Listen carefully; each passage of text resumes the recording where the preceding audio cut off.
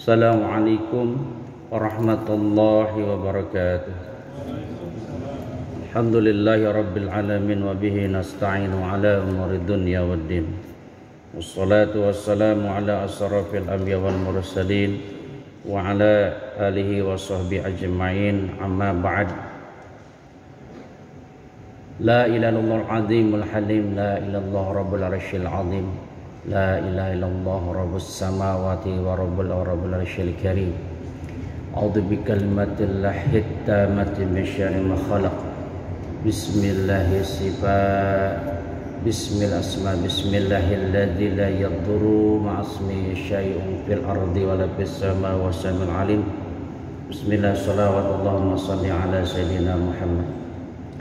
Ihwafilah jamaah Masjid Ukhuwah Islamiyah Universitas Indonesia yang rahmati Allah Subhanahu wa taala. Alhamdulillah, pada siang kali ini Allah memberikan kita kekuatan, kesungguhan, kesabaran dalam upaya melaksanakan salah satu kewajiban, yaitu sholat zuhur berjamaah. Dan Al-Fakir insya Allah meyakini yang hadir adalah hamba-hamba Allah terpilih, insya Allah akan menjadi penghuni surganya Allah Subhanahu wa ta'ala. Amin ya rabbal alamin. Sidang Jumat rahimakumullah,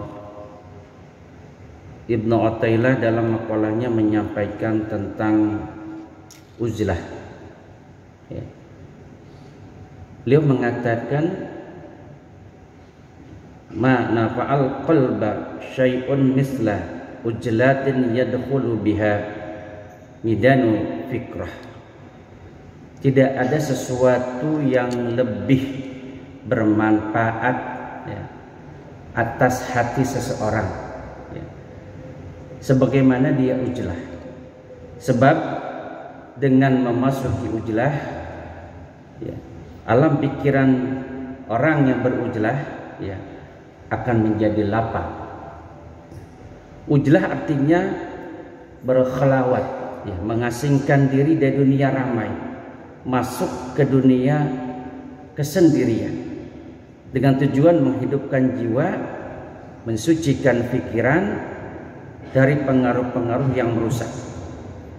Dengan ujlah akan memperkuat pikiran, menerangi logika dengan sinar Allah, menjauhkan diri dari pikiran dan maksiat terhadap perbuatan dosa. Sebab kadang perbuatan maksiat memasuki rongga hidup manusia, datangnya tiba-tiba dan tidak dapat diduga.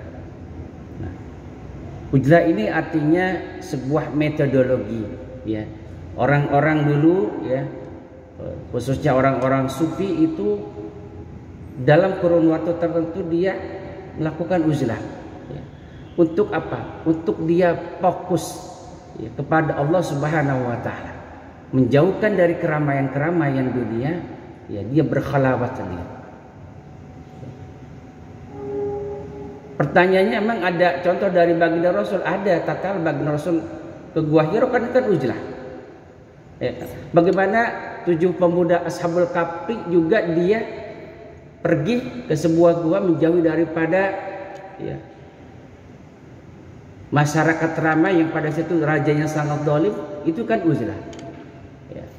Nah, dalam dunia tasawuf pun ini uzlah menjadi sebuah metodologi yang mungkin bisa dilakukan. Dalam uzlah ini pikiran manusia akan menjadi tenang dan luas jangkauannya, sehingga wawasan berpikirnya akan bertambah. Karena apa? Dia tujuannya untuk mendekat kepada Allah Subhanahu wa taala.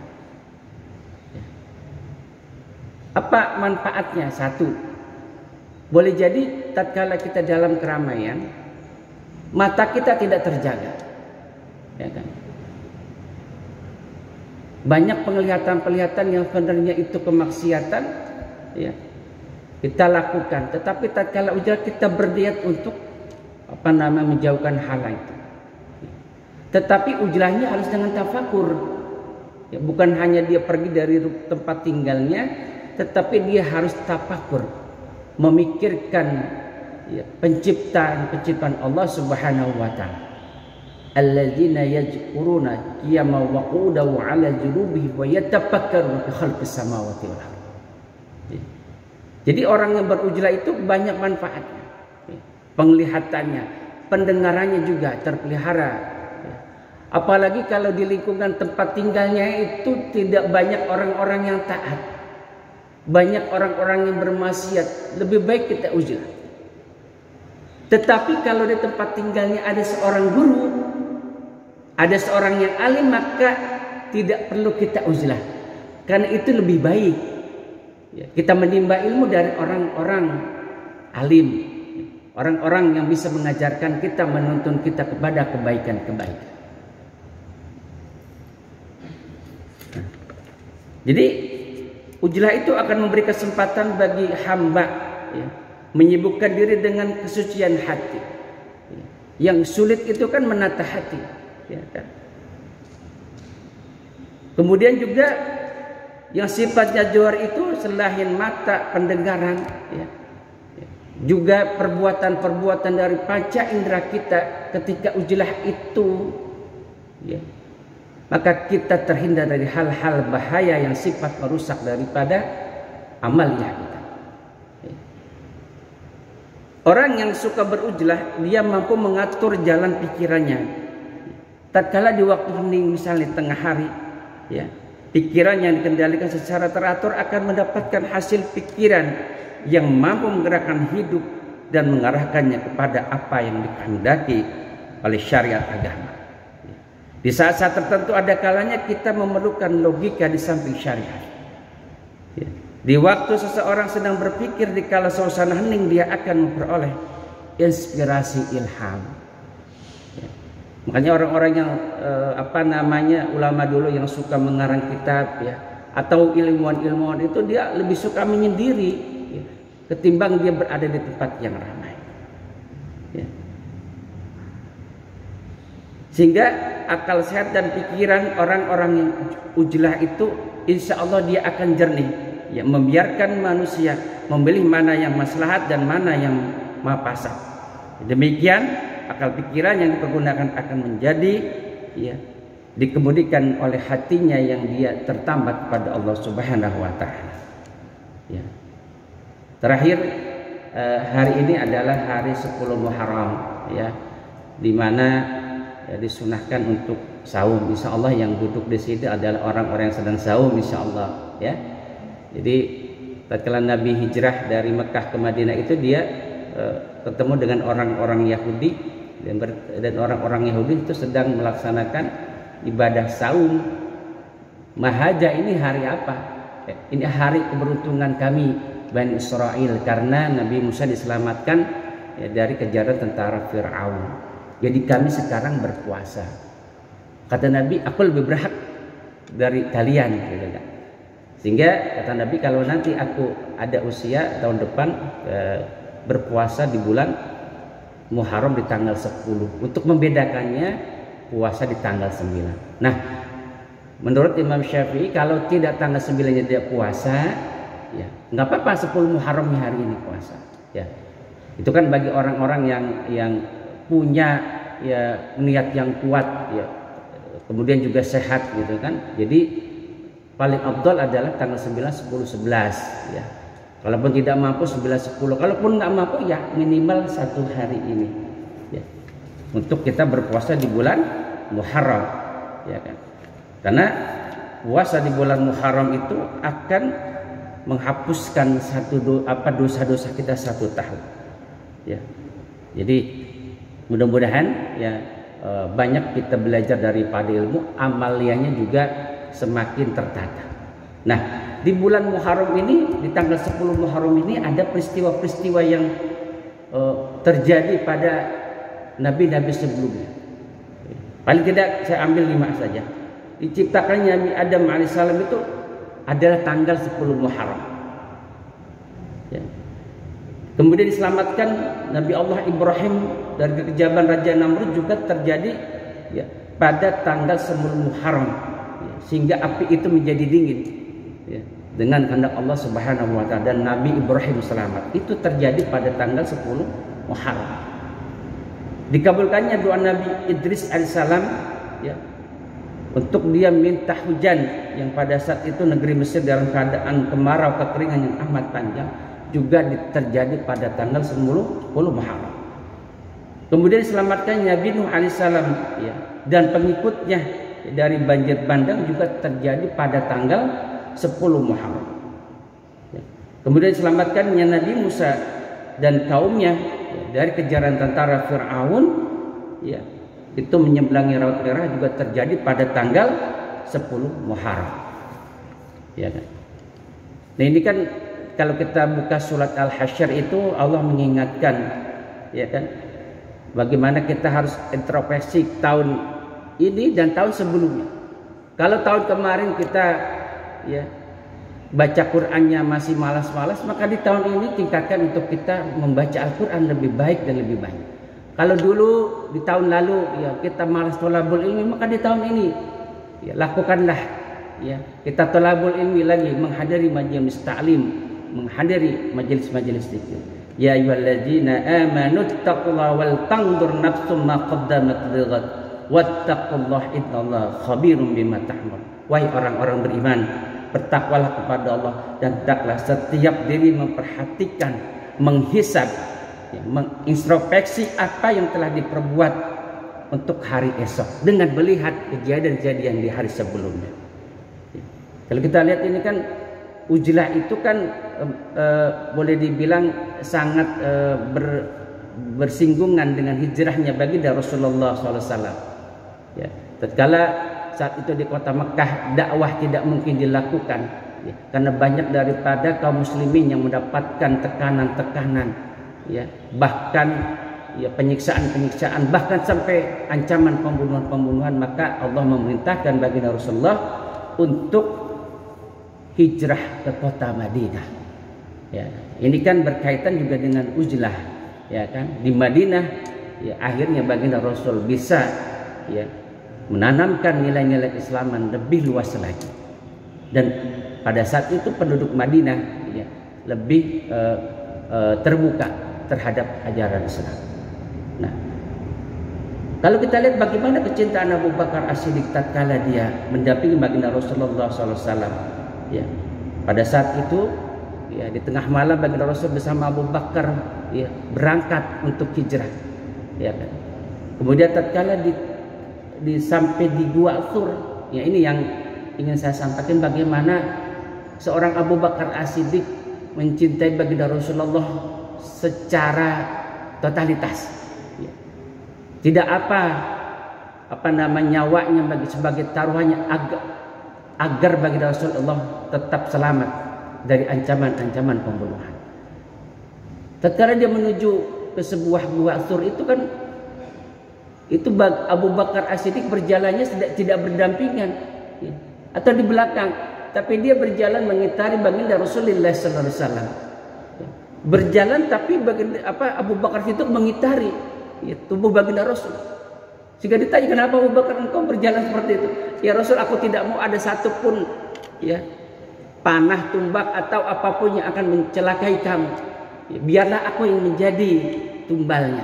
Biarlah aku yang lebih dahulu kalau ada apa-apa. Ya. Sehingga untuk menghilangkan jejak itu sampai Abu Bakar itu menggendong daripada baginda Rasul. Ya Rasul naik. Ya. Dan dia menggendong agar apa? Untuk menghilangkan jejak. Karena kafir Quraisy tahu bahwa berangkatnya Rasulullah itu tidak sendiri. Ya. Jadi sampai satu pendapat itu sampai berjinjit-jinjit.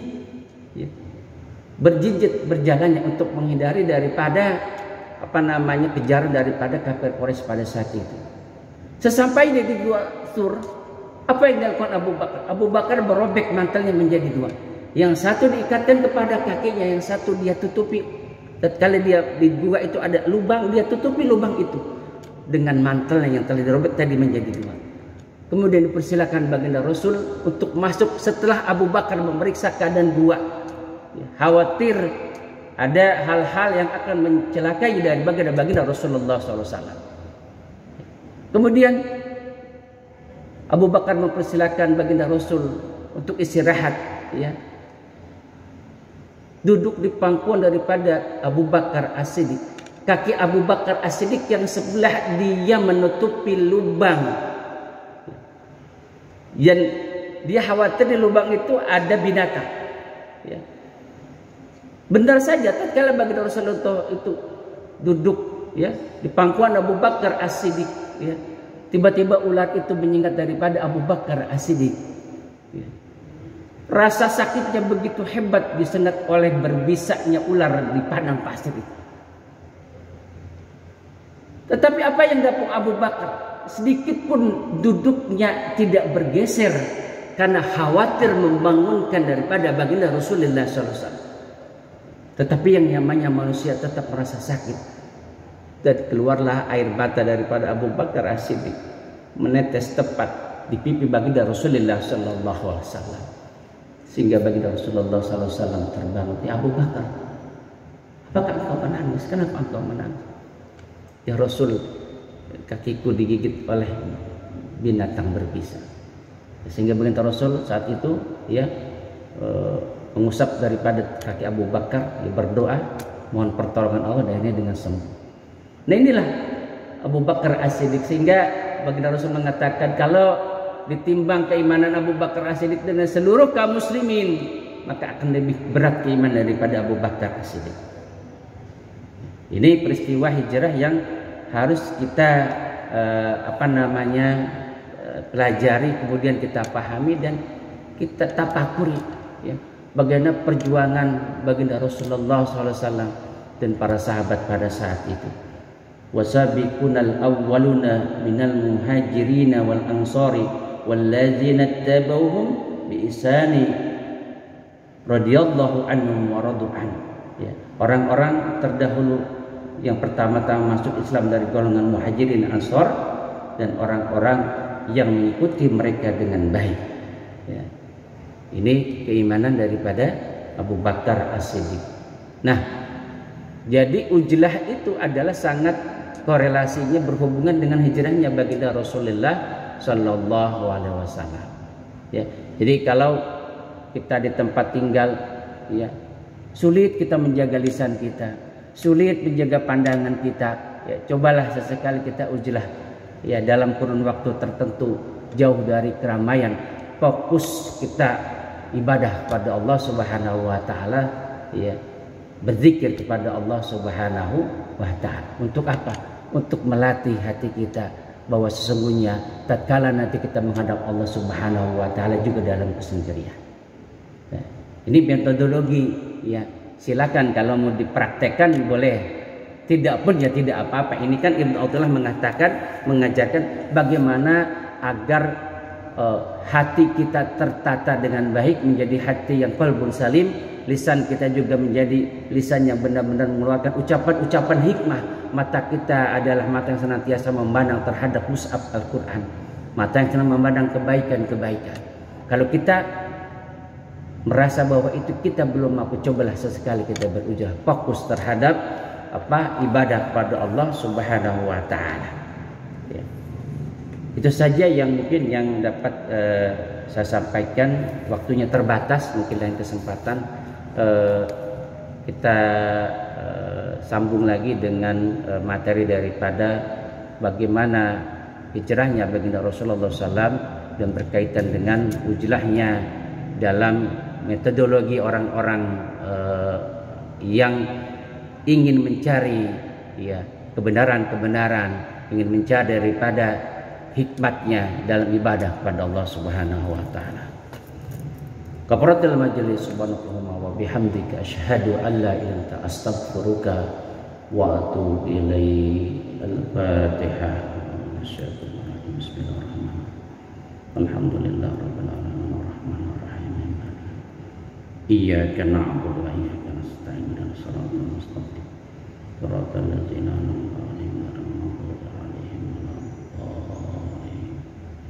Allahumma fiq ila man tahdi. Assalamualaikum warahmatullahi wabarakatuh.